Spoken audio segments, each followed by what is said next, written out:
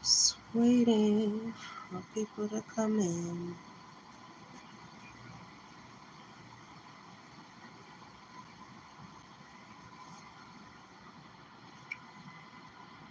It's 12:40 a.m. Sunday, June 16th. So excuse me, I look tired. I've been up cleaning all day.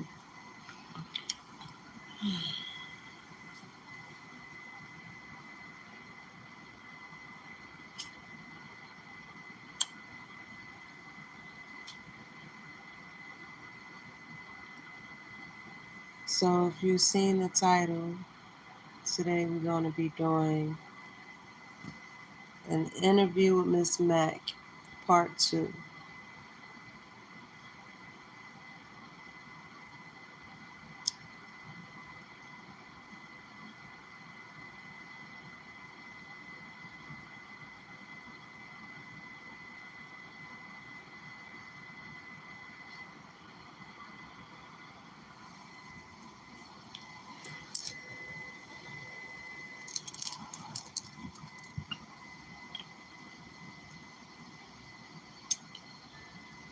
Hello, hello. Today will be Part 2 of our interview with Miss Mac. If you didn't check out the first one, by all means, go right ahead.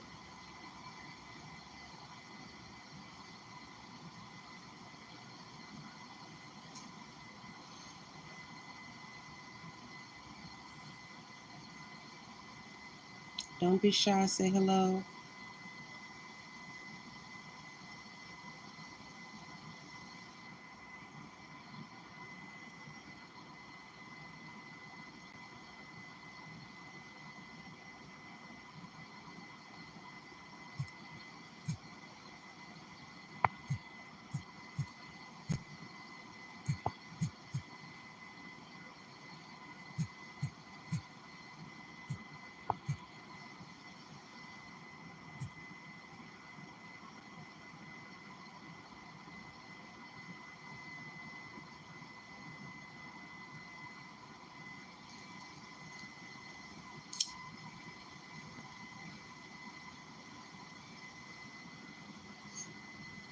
Almost up to some shit.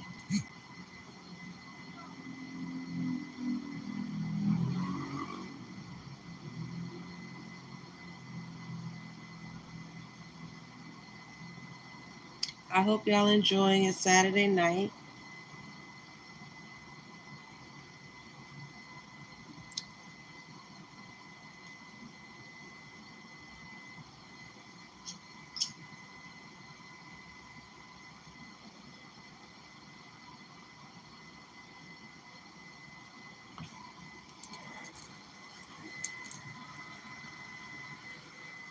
All right, so if you've seen the title, today we're going to be doing a Part 2 interview with Miss Mac. She came here tonight pretty late, so it's 12:43 a.m. Sunday, June 16th. She wanted a chance to tell her story again, so we're going to allow her to do that. Go ahead and say hello.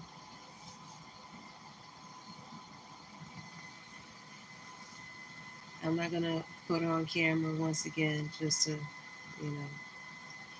give her privacy. Hopefully you can hear her. Let me turn this off. That's not in the background. And we got the AC and the clothes dry going. Just cut it off. Give me a second. so she don't have to yell over it. I hope you guys can hear me pretty good. All right, now we got peace and quiet. So, Miss Mac, you want to tell the folks hello and tell them your story? Hello.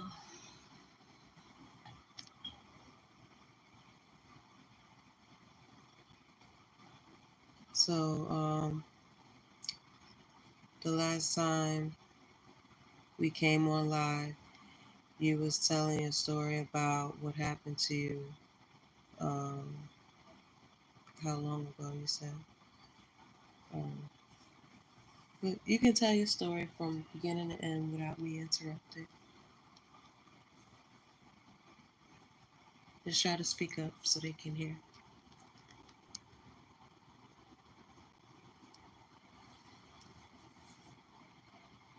Hopefully that's better.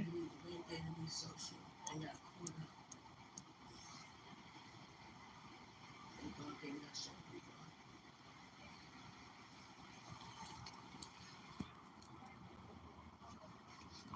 I'm sorry, we'll sit up. Say that again.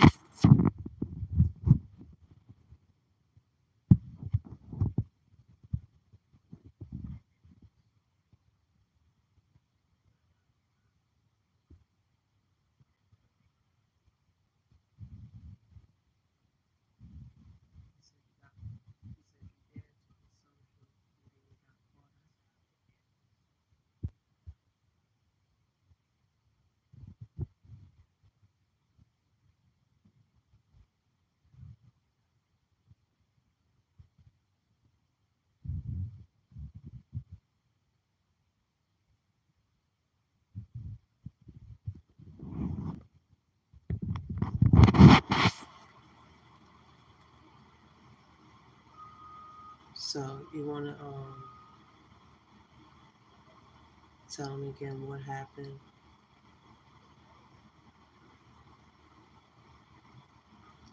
That way, they were drunk, they were fighting. But with my boyfriend. Say that again. You have to speak louder so we can hear. I was getting drugs. And I was trying to with my boyfriend. You said you was giving drugs to poison your boyfriend. I was getting drugs by them. Okay, you was giving drugs by them. And I was trying, I was getting, I was putting stuff on my boyfriend's check. You gotta speak louder. They can't see you, but they need to hear you. Me, for me being caught up and everything, I was trying to hurt my boyfriend. You said you was trying to hurt your boyfriend. He didn't know that, he didn't know nothing about what's going on with me. And how long was that going on? It happened a year and a half ago. And it's been going on since then? No, no, I haven't been going on since then. So how you said that you was trying to hurt your boyfriend, but for how long?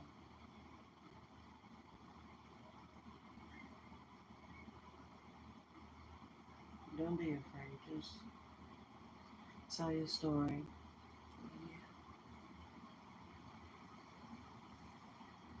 So I'm just gonna reiterate what she's saying here. She's saying that, from the last interview, her story was that um, they were in a household with a mother and son, and they locked her in a cage and raped her for a week and drugged her. She said it started with a drink. They drugged her with a drink, and kept her for a week in a cage. So when she said that the mother also drugged her boyfriend so that he was unaware of what was going on, that she was in a cage in the next room. Um, Now, one thing that she did not want to admit to in the last video was telling us all that she was forced to drug her boyfriend so that they could have her all to herself, to themselves. So, um, I need you all to be understanding of the situation that she went through, and also understanding of other people that's getting hurt in the process. But this is just giving her a chance to tell her story on her own, um, in her own words. So I'm doing this with no judgment, just trying to let her get her words out. So you saying that they they drugged you, and at what point did they start to tell you to harm your boyfriend? 3 or 4 days later. 3 or 4 days after being locked in the room with them?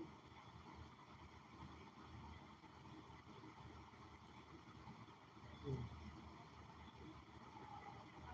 So he seen you during that week that you was in the room with them.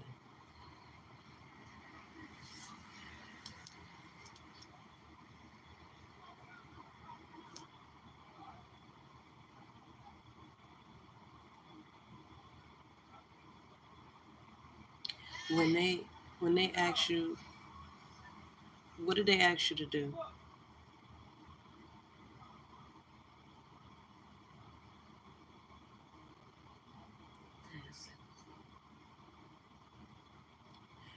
I mean, what did they ask you to do to your boyfriend?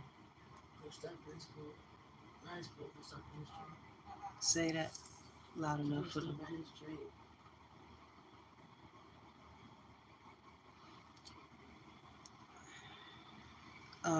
She said that they told her to put stuff in her boyfriend's drink. So, how many times do you think you put things in his drink?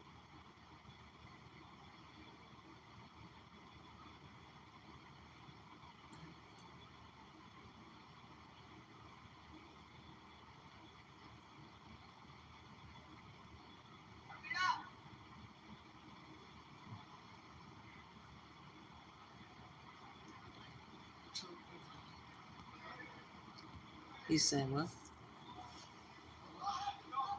you have to speak up. I know it may be hard to say out loud. Said 2 to 3 times.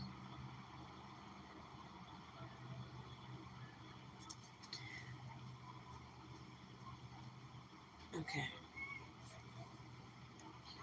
So, what is it that they gave to you to give him? You don't know. Um, did he ever have a reaction? No, he would just sleep. You fall asleep. He would sleep for a long time. So he'd be asleep for a long time.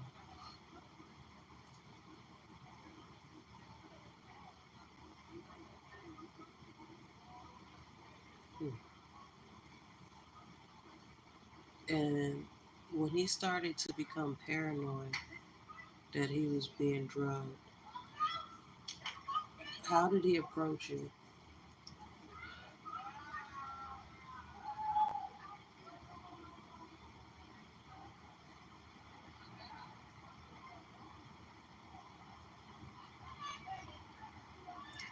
Did he ask you?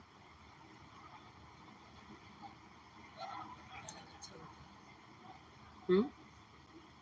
Yes, he asked me. I never told him. He asked you, but you didn't tell him?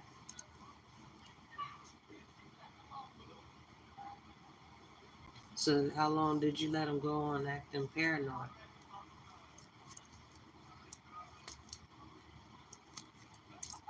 That's what I'm trying to figure out. Few weeks, few months. So the whole time he's thinking he's being drugged, he keep passing out for a long time, and he keep asking her, Not passing out, he would be asleep for a long time. well, sleep for a long time. It's kind of the same thing as passing out. If you know you sleep, you know your habits, and you sleeping longer than normal, that's passed out.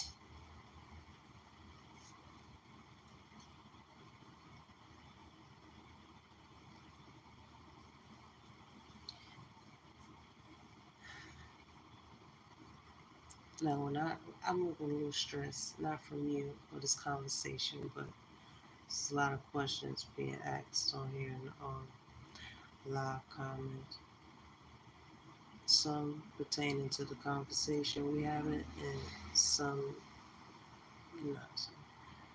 Um,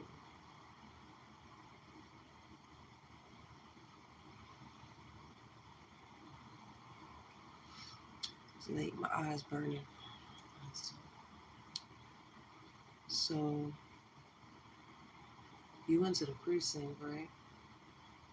Yes. What did you go to the precinct for? Tell my side. Did you go to tell them about what happened to you, or um, both about what happened to you and what you were forced to do? I told him what happened to me. You told them both. Okay. So did they follow up on any tox sprays or anything from No, both of you? no, not no. Right. Um, so in the last interview I had with Miss Mac, she denied all claims of um, poisoning her boyfriend. Um, Now she's recanting that and telling what actually happened. But again, before I ever did the first interview, it was me, Miss Mac, her mother, and her boyfriend, and she admitted to everything on a recording, but not on video. So it's this was her chance to come back, because if she's only admitting to what happened to her, but not admitting to what she did to her boyfriend, then that's only one case. That's not two cases. That's what we're basically getting to.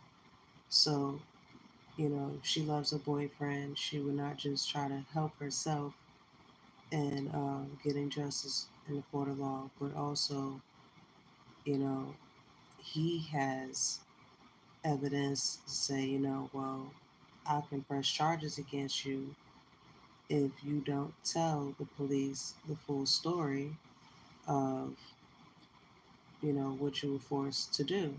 So the story is that she was drugged and forced to drug her boyfriend as well. And she came out and told the truth. And, sometimes it's hard to say out loud certain things. So I have to repeat what she's saying, because I know you guys probably can't hear it. And is it all right if I show your feet? Just to show that I'm not just talking to myself. Uh, So You see, I'm not just talking to myself. Here's my legs here. Okay. The boyfriend's here. I told him to be quiet, don't interrupt. Probably passed out over. Um,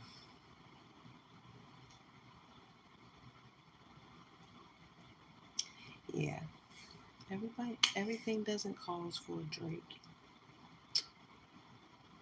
Anyways, this is my way of trying to help out because my friend was made to feel that he was losing his mind and nobody was doing anything to him and that he was just being paranoid and to have the truth finally come out and then recant it. He basically begged her to please come back and do the right thing. And so we thank you, Miss Mac, for coming back and telling your story.